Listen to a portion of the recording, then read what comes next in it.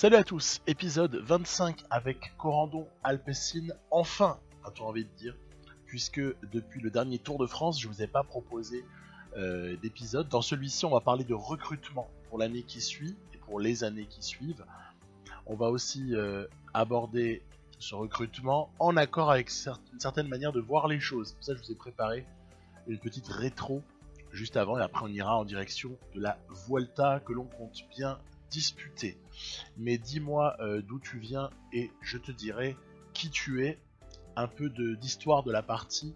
L'origine, c'était de vouloir monter en World Tour avec Corendon Circus. On disposait pour ça d'un coureur mutanesque, Mathieu Van Der Poel, et de sbires, essentiellement d'ailleurs c'est marrant, plusieurs issus du cyclocross et tout, hein. On sait que cette équipe avait un petit peu cette vocation, avec des salaires assez modestes et une marge de manœuvre aussi modeste, puisque environ 115 000 € pour recruter à l'été 2019. Hein. Cette partie, elle a commencé en 2019 sur PCM 2019.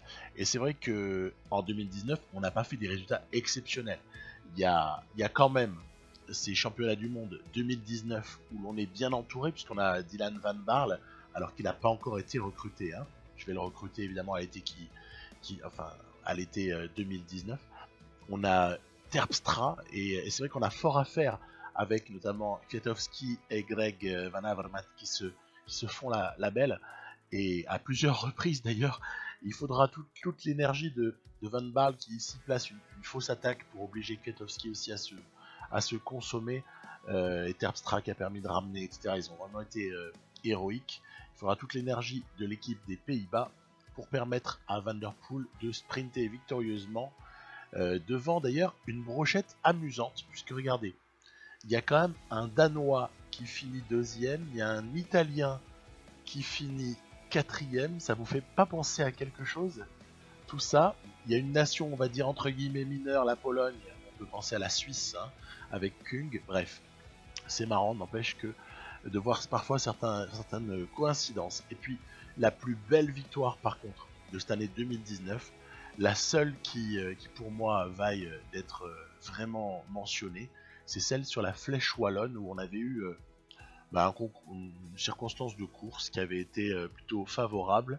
Là, j'avais volontairement levé le pied pour que Alaphilippe doive lui-même boucher le trou avec Kwiatkowski qui était parti, ce qu'il avait fait bien sûr, puisque Alaphilippe est presque invincible sur la Flèche Wallonne. En tout cas, il l'était sur Pro Cycling Manager 2018, et je trouve, et puis d'ailleurs ça n'a pas gâché le truc, n'a pas gâché l'impression, je trouve qu'il est beaucoup moins imbattable sur PCM 2019, alors pourtant qu'il a des notes au moins aussi bonnes, voire meilleures de loin dans certains secteurs. Donc cette victoire était une victoire juste miraculeuse, hein. C'était un miracle total, et c'était mon beau fait d'armes de l'année 2019. Ensuite, on avait recruté Van Baarle, Galopin et Sénéchal dans le but d'entourer Mathieu Van Der Poel pile poil là où il devait l'être pour avoir plus de succès là où il est a priori, on va dire sur des terrains favorables.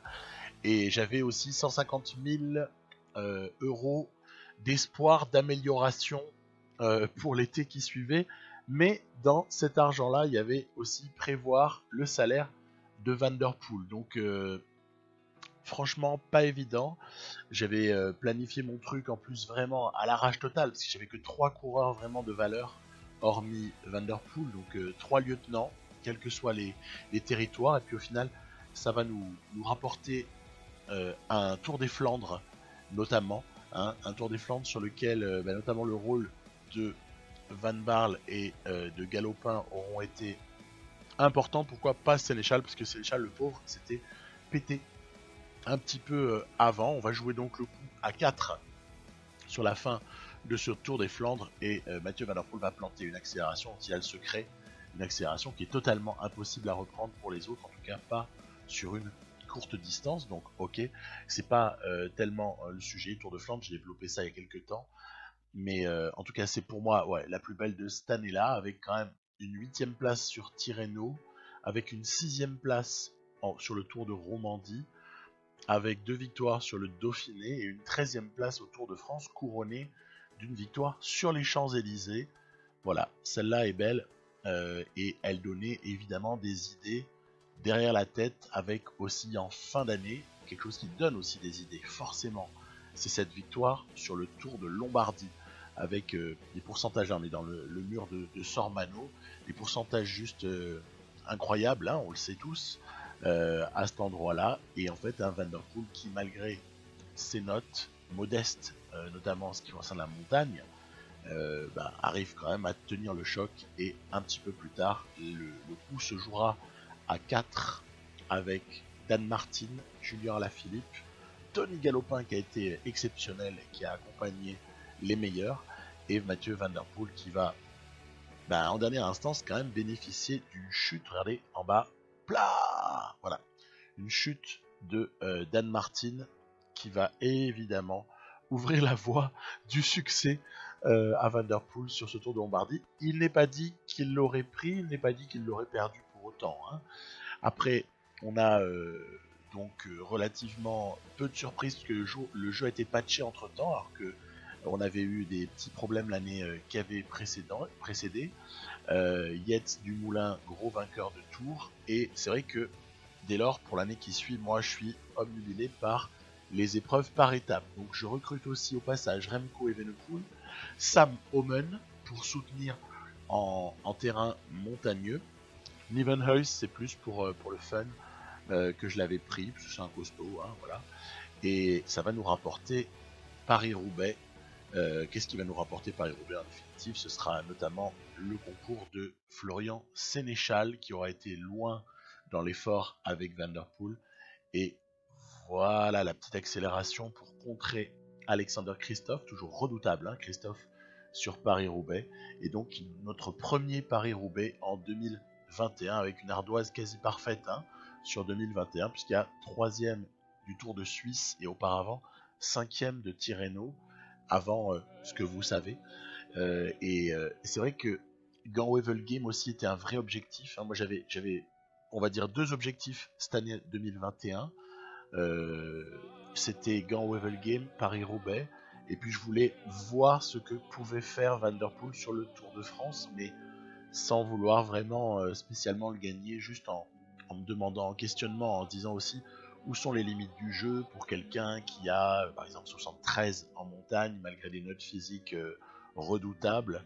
Et donc voilà, donc déjà c'est sûr qu'à partir du moment où on avait pris Gand-Wevelgem et Paris-Roubaix, le truc était bon déjà, hein, le pari était gagné, et puis c'est vrai qu'après tout ça, vont se rajouter des rêves un peu fous.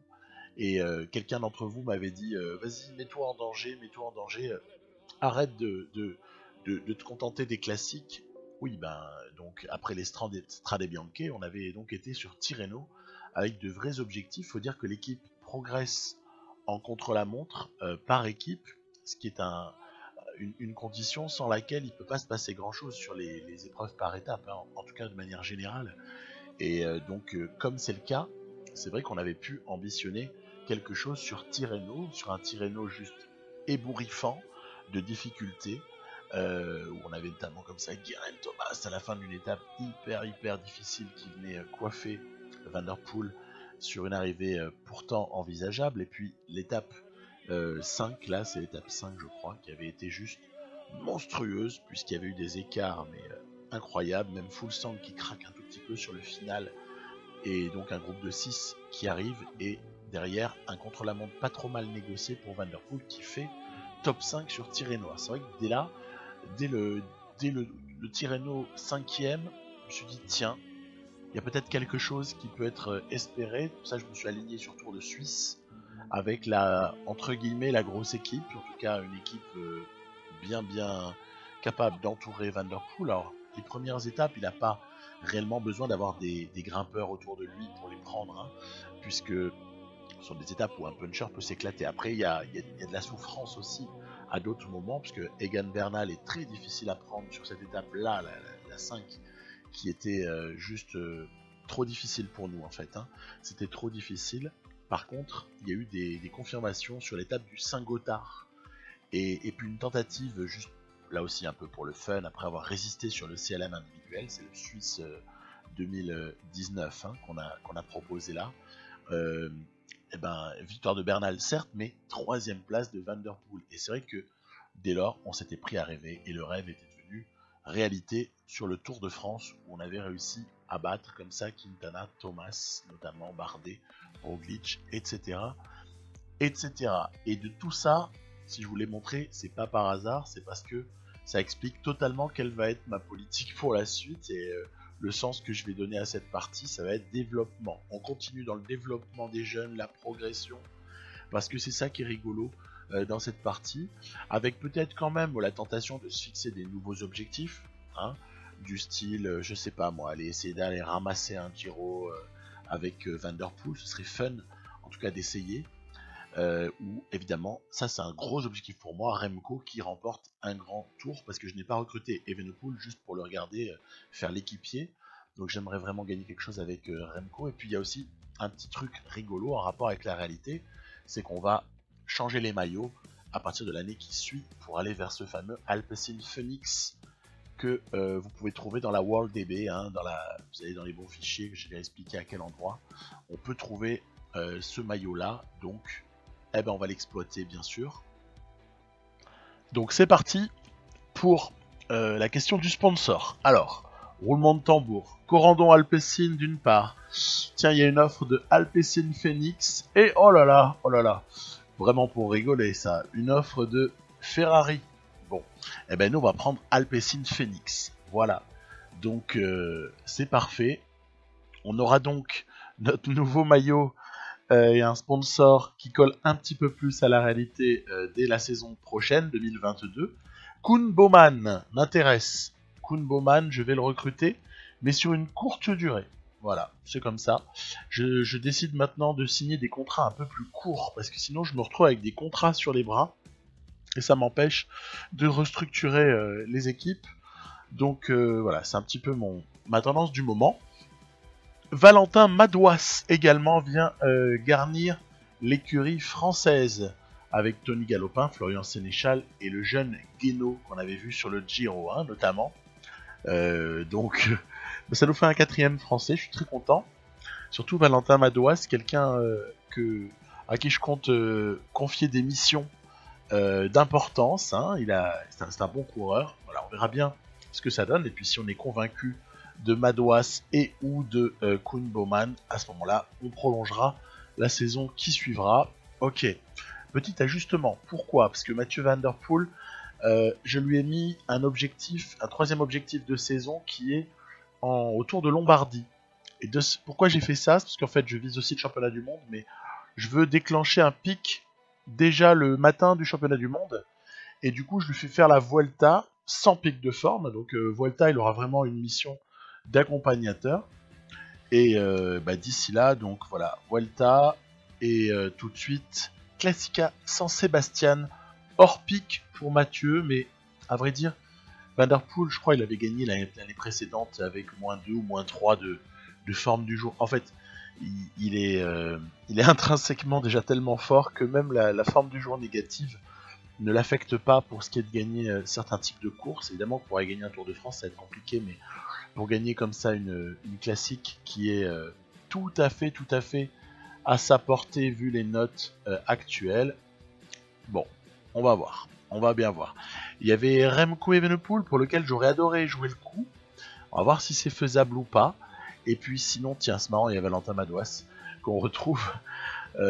Dylan Van Baarle est présent. Oomen, on a la garde rapprochée de Mathieu Van Der Poel qui est présente.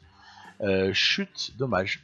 Un peu dommage tout ça. Sam Oomen, sur lequel on ne pourra pas compter dans le final. Voilà. Bon, c'est comme ça. Tony Galopin est là aussi, bien évidemment. Alors, quand je vous parlais de garde rapprochée, on est vraiment sur tous les fidèles. Les fidèles de Van Der Poel, à part Sénéchal. Sénéchal s'occupe d'autre chose, juste après dans 2 minutes. Donc Van Baarle, Evenepoel qui prend le relais maintenant que Van Baarle va bientôt s'écarter. Attention à Thibaut Pinot. Départ de Thibaut Pinot. On aperçoit Simon Yates aussi qui a des petites velléités. Attention à Simon Yates. Juste derrière, c'est quoi ? C'est Primož Roglic, n'est-ce pas ? Quelqu'un comme ça, parce que chez Trek, il y a Roglic. En tout cas, toujours est-il qu'on s'est fait un petit peu surprendre par Thibaut Pinot. Surprendre, oui et non. Je vous avoue, pas vraiment. J'ai un peu fait semblant de me faire surprendre. En fait, je sais que Thibaut Pinot, regardez, voilà, on va fournir un petit effort. On fournit un petit effort et on coupe les relais des autres pour pas que nos concurrents prennent la roue de Van Der Poel. Et Van Der Poel, il a très très vite fait de rattraper Thibaut Pinot. Donc on va même faire un petit peu mieux que ça. On va lui offrir un relais très très dynamique à Thibaut Pinot parce que je ne compte pas laisser passer une chance terrible. Après s'être caché dans la roue, évidemment, on va démarrer en trombe.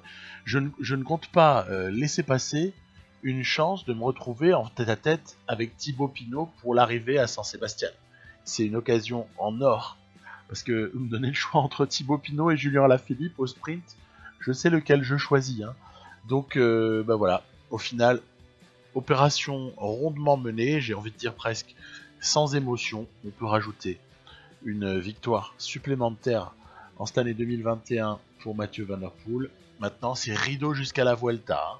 On le verra plus jusqu'à la toute fin de l'épisode où je vais vous proposer le début de la Vuelta. Et auparavant, petite réjouissance, c'est la London Classic.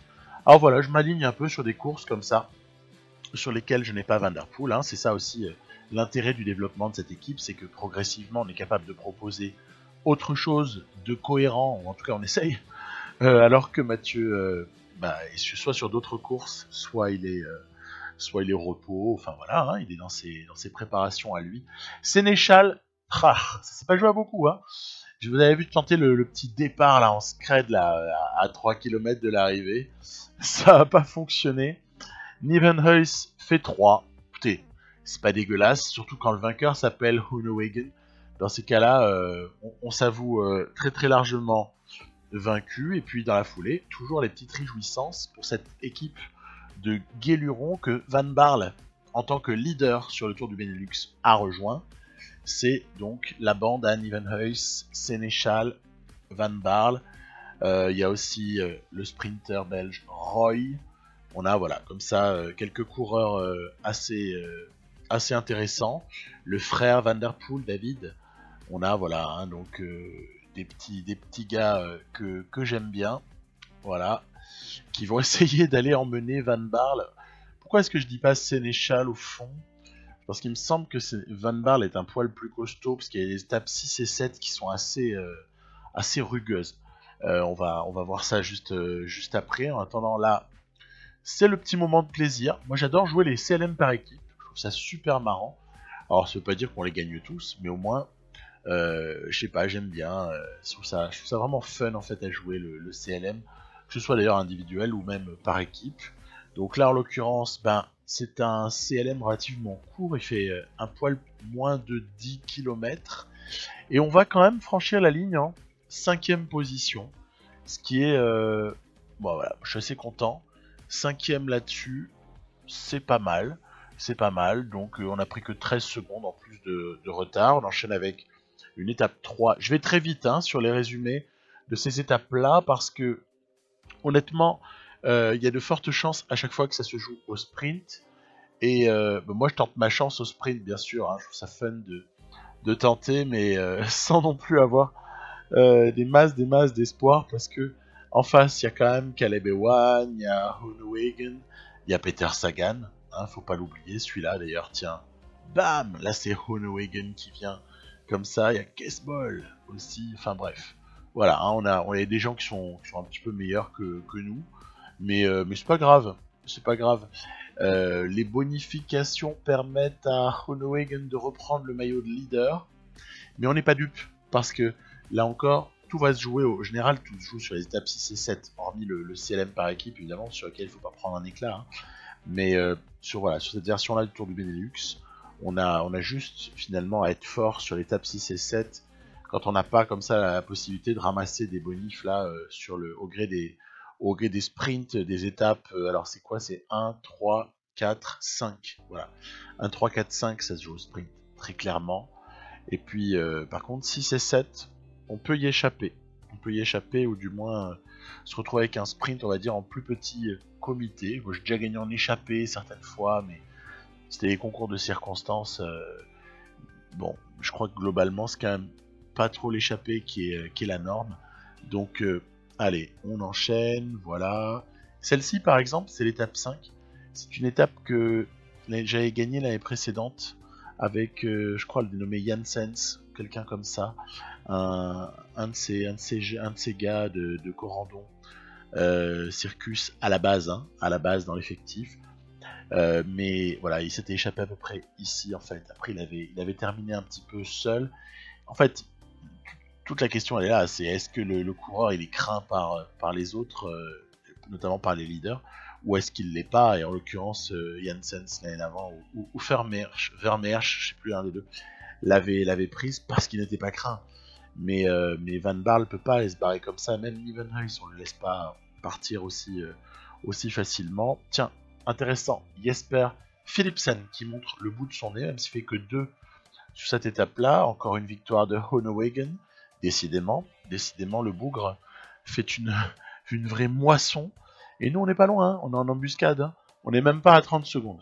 Donc là-dessus, il y a vraiment moyen d'aller racler du temps et se repositionner top 10 avant la 7ème et dernière étape. Donc voilà, c'est un peu l'ambition sur cette étape 6 qui est plus vallonnée. Hein. On voit il y a de vraies petites différences à faire, notamment sur le final. Il y a quelques petites bosses là où l'IA aime bien attaquer, ce qu'on va voir peut-être juste après. Donc quelles sont les forces en présence? Movistar essaie de rouler pour défendre le maillot de Groenewegen. Ça va être difficile. On a Peter Sagan qui, comme très souvent, n'a pas le soutien de grand monde, à part en début, enfin jusqu'à un certain stade. On a vu Tratnik, on a vu Schachmann, mais après vous voyez, il y a plus personne à part Peter Sagan et Schachmann. On me dirait c'est déjà pas mal d'en avoir 2, hein. Mais donc voilà, il a Maximilian Schachmann, ce qui est déjà ça. Puis on a aussi les Bahreïn-Merida. Alors il faudra m'expliquer, ils ont une tactique bizarroïde. C'est pas la première fois dans cette partie que je vois Bahreïn, attention à Sagan. Sagan se barre. Bahreïn-Merida a vraiment une tactique bizarre avec Terpstra, Benoît, et c'est bizarre la manière dont il s'organise, je trouve. C'est assez étrange. Lutsenko, tiens, aussi est présent pour Astana. Et là, c'est dommage. En fait, Sagan, il a une très forte accélération. Ce qui fait que quand j'ai essayé de prendre la roue, vous l'avez peut-être vu juste avant, avec Van Baarle n'a pas pu s'accrocher. Et du coup, c'est en faisant un effort monstrueux, mais en bouffant toute la barre jaune, que mon cher Van Baarle va recoller dans un premier temps, et puis après, à court de force, à court de barre, va laisser Peter Sagan s'envoler vers une victoire qui, vu l'écart, regardez, on est au-delà de la minute d'écart. L'écart, il garantit presque la victoire finale à Sagan dès l'étape 6. Donc Sagan a frappé un énorme coup sur cette 6ème étape, mais quelque part, bonne opération pour Dylan Van Baarle, si on considère que faire podium, ça peut être une perf pour lui, et je crois que ça l'est. En tout cas, il est idéalement positionné, parce qu'on n'a pas tellement peur de Groenewegen sur l'étape 7, qui comporte notamment des passages au mur de Grammont, et enfin, c'est pas exactement ça, c'est pas le mur, c'est le Capel mur. Et donc, regardez, voilà, hop, on passe là, vous voyez, voilà, non, mur de Grammont enchaîné avec Bosberg. On est sur, vous savez, du très très couramment rencontré sur Omloop, hein, notamment en début de saison, avec cet enchaînement. Voilà, donc encore un passage ici au mur de Grammont. Voilà. Donc ici, je produis un effort parce qu'en fait, et oui, j'ai quand même envie de tenter ma chance, même si Sagan, reprendre plus d'une minute à Sagan, c'est compliqué, mais je me dis quand même, je veux pas avoir de regrets, je veux tenter mon coup. Et donc Van Baarle va essayer comme ça de sortir à des endroits qui sont peut-être pas les bons, ou qui sont peut-être les bons et qui avaient rien à faire, j'en sais rien moi. Mais en tout cas, j'aurais été le calé. On va essayer de rejoindre Nils Politt. Nils Politt est chez AG2R La Mondiale dans cette partie. Donc Van Baarle avec Politt, est-ce que ça collabore suffisamment? C'est pas dit, parce qu'en fait Politt commence un petit peu trop à regarder Van Baarle, ce qui fait qu'on va se faire reprendre, en fait, c'est un peu bâtard. Et puis je vais tenter mon coup, allez, je tente le coup, mais en fait ce sera en pure perte, parce que Sagan est revenu, et en vrai patron qu'il est, il est allé chercher non seulement le classement, finale, mais aussi la 7ème étape. Donc victoire totale de Peter Sagan. Et on fait moins le malin quand il n'y a pas Van Der Poel. Hein, parce que s'il y avait Mathieu Van Der Poel, je sais pas si l'issue aurait été la même. Hein. Mais on a d'autres objectifs, c'est pas grave. Pas grave, en tout cas, 2ème au classement général, plus maillot vert, dignement remporté par Van Baarle. Et on enchaîne du côté de Hambourg, là encore sur une course World Tour. J'ai à peu près à peu de choses près, les mêmes gars que sur le Tour du Benelux. Et puis, écoutez, on va s'amuser. Nieuwenhuis, Sénéchal, Van Baarle, il n'y en a aucun qui a la note de sprint nécessaire pour pouvoir prétendre battre Ewan, Groenewegen, Alversen. Et bon, hein, Alversen a bien progressé dans la partie, il est énorme. Hein. Ni Jesper Philipsen, et puis il y en a encore quelques autres. Non, je pense qu'il faut essayer de, de piéger tout le monde dans la cuvette au dernier passage. Hein. C'est toujours pareil en fait. J'ai la cuvette parce que j'ai le nom est sorti de mon esprit là de cette partie là du parcours. Bon, voilà, c'est un tour autour de la ville de Hambourg. Hein. Il y a un circuit comme ça final. Et voilà, on est ici au moment où il va falloir montrer quelque chose, provoquer quelque chose. Alors c'est vrai que l'IA est quand même relativement passive sur cette classique de Hambourg, hein, cette C-Classics. Elle est assez passive au final parce qu'elle nous laisse, je trouve, un petit peu trop facilement créer une cassure à l'aide de cette fameuse cuvette. Bon, mais ça c'est dans Pro Cycling Manager en général que dès qu'il y a une cuvette, on a moyen de faire des différences assez énormes. Bon, voilà, c'est comme ça. On va dire que ça vaut pour toutes les fois. Attention, il y a un joli coup qui part là. Sénéchal, Anthony Roux, ouais, et Thomas de Ghent. Ça vaut pour toutes les fois où l'IA aussi nous arnaque parce qu'il n'y a pas de temps qui est décompté ou des choses comme ça. Hein. Donc bon, allez, hein, prenons le gameplay dans sa globalité. Je tente un départ avec Sénéchal pour essayer de piéger Roux et de Ghent. Ouais, mais voilà, ça roule à blinde et donc on se fait reprendre. Du coup, j'ai foutu en l'air une carte, mais il m'en reste une. La carte restante s'appelle Roy Jans, celui que personne ne regarde, celui qui va quitter Corendon Alpecin à la fin de la saison, se voit offrir un de ses plus beaux cadeaux au moment de son départ de l'équipe. Ouais, je suis content. Il a piégé tout le monde tel le sprinter que personne n'attend. Et c'est très bien comme ça. Voilà, c'est très bien comme ça. On va chercher cette C-Classics. Dans le jeu, c'est souvent qu'on a assisté à des surprises. En fait, sur cette course-là, je me souviens aussi une fois avec Lotto Soudal, j'avais gagné avec Victor Kampenarts. Oui, parce que Kampenarts était encore chez Lotto Soudal à ce moment-là.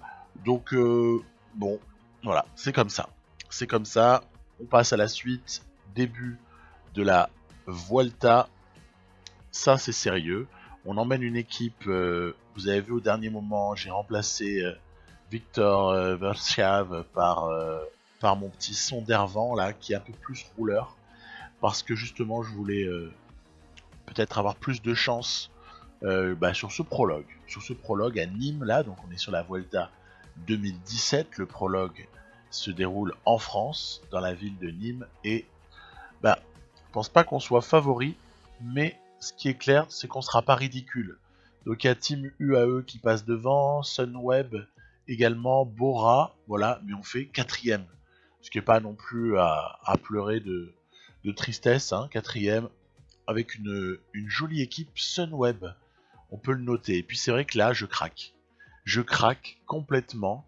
Je m'étais contenu jusque là, j'arrivais à ne pas recruter Kemna parce que je pensais qu'on avait la ressource qu'il fallait dans l'équipe et qu'il n'y avait pas nécessairement besoin d'aller chercher Lennart Kemna, mais je le prends quand même. Je le prends 2 ans lui, et je le prends en plus à un tarif qui défie toute concurrence, à 25 000 pour un coureur qui a ces notes là. je pense que c'est une énorme affaire. S'il suit la trajectoire que j'ai prévue, ouais, du coup, c'est 3 recrues et pas 2, hein, ça fait 24 coureurs en tout. Ouais, bah allez, ça va. 24 coureurs, ça passe. Et surtout, c'est pas tant le 24 qui m'intéresse, c'est la présence de quand même plusieurs types qui sont au minimum capables d'aider en montagne. On a pas mal de choses à faire, hein, pour la saison qui suit. Donc voilà, sur cette Vuelta, on a Kemna, il est là, hein. Il est là, parce qu'en fait, comme Sunweb avait gagné ce prologue, Kemna était vêtu du maillot blanc, hein, c'est l'image que j'ai récupérée juste avant. Petite vue d'hélico là dans cette étape 2 pour évaluer si cassure potentielle il peut y avoir. Et il semblerait qu'ici on ait une zone là un peu friable où comme ça il pourrait y avoir une 60aine de coureurs qui se feraient distancer si jamais on accélère. Je vais me décider quelques kilomètres plus loin à le faire. Je vais tester un petit peu parce que j'ai après tout Van Moer, Sondervan, j'ai aussi le petit allemand là avec. Ce qui veut dire que allez, ouais, j'ai de la marge. J'ai de la marge pour éventuellement faire sauter Von Schultz, le petit allemand en question. Le petit allemand qui est un rouleur quand même, hein, baroudeur un peu. Et donc j'ai fait rouler et on peut pas dire que ça m'ait rapporté l'étape, même si ça a provoqué des cassures, hein, effectivement. Ça a pas rapporté l'étape et pour cause, je me suis fait surprendre par ce dénommé Goran Hadzovic, 22 ans, avec des notes qui sont pas du tout rutilantes, quoi, hein, elles sont pas terribles, mais il a joué le coup à la perfection sur son sprint, le jeune croate. Donc voilà, il prend cette étape 2 et le maillot de leader reste chez Sunweb. Sunweb, ils sont venus avec Dumoulin, avec Kemna, donc avec Wout Poels. Ils sont venus également avec Kelderman, Mark Hirschi, ce qui en fait une équipe potentiellement redoutable. Après, il restera quand même à voir juste ce que l'IA a planifié. Et puis dans cette étape 3, qui est un premier rendez-vous sympa avec l'arrivée à Andorre, Galopin, sa tentative d'échapper n'avait pas abouti. Bon bah du coup je lance Sinchek, parce que Sinchek n'a pas encore la notoriété pour que l'IA roule vraiment sur lui. En tout cas ça se tente, voilà, ça se tente, et Sinchek s'avère bien plus fort que ses compagnons d'échappée. Ça c'est pas surprenant. Sinchek c'est quand même 78 en montagne, donc à partir du moment où on l'envoie comme ça grimper, ça fait des dégâts. Ça fait des dégâts, du coup, allez, pour s'occuper, j'allais dire, pour s'amuser surtout, on va comme ça attraper les points grimpeurs au premier col, et après il y a une longue, vous voyez, descente, enfin faux plat descendant, vers une deuxième ascension, qui elle, par contre, sonne peut-être le début de certaines hostilités. Faut voir comment ça se passe. Je sais que j'ai dû un petit peu accélérer et j'ai perdu des équipiers sur cette avant-dernière difficulté du jour. Là aussi de première catégorie, en tout cas pour ce qui est des GPM. Voilà, Sinchek, sans vraiment trembler, se dirige vers la prise des points. Donc bon, ça me va. Ça me va très bien. Et ce qui va se passer, c'est que du coup, reformation, hein, d'un petit groupe en tête. En l'occurrence ici un petit groupe de 3, vous voyez que ça s'est réduit, hein, derrière le peloton. Le peloton maillot rouge s'est considérablement réduit. Ça roule relativement, ça roule même pas mal, mais je décide quand même d'accélérer avec Nils Sinchek, parce qu'il en a lui par contre les capacités, hein. Et attention, regardez, il y a Gaudu qui sort. Attention, Gaudu et son 85 stratosphérique en montagne dans la partie. Il a bougrement évolué, le Gaudu, et du coup ça en fait presque un outsider sérieux pour la victoire finale sur cette Vuelta. Il y a Thibaut Pinot qui est présent, mais au final, Gaudu, hein, peut-être falloir compter avec lui. Sinchek calé dans la rouge et calé aussi Méga derrière, pour qu'ils suivent des Bernal ou Yates, etc. ou Bourman. Et ça va se jouer au sprint. Et ouais. Et au sprint, c'est Gaudu avec son accélération de mutant qui prend Sinchek. Sinchek pas très rapide. Il va pas très vite au sprint, il a pas une bonne accélération, ce qui fait que il peut être souvent battu en fait sur ces configurations-là. C'est pas grave, il y a eu un resserrement qui est intéressant au classement, repositionnement de notre équipe avec 4 coureurs dans les 10, et donc peut-être la possibilité, à l'étape 4, c'est ce qu'on verra prochainement, à l'étape 4, peut-être la possibilité de revêtir le maillot de leader, on l'espère en tout cas. Suite de cette Vuelta donc assez prochainement, voilà, je sais pas exactement quand, mais prochainement, et puis avec des petits maillots distinctifs sur les épaules des uns ou des autres, ça va être rigolo, et on fera tout pour les obtenir ou pour les garder, voilà, à très vite, bye bye.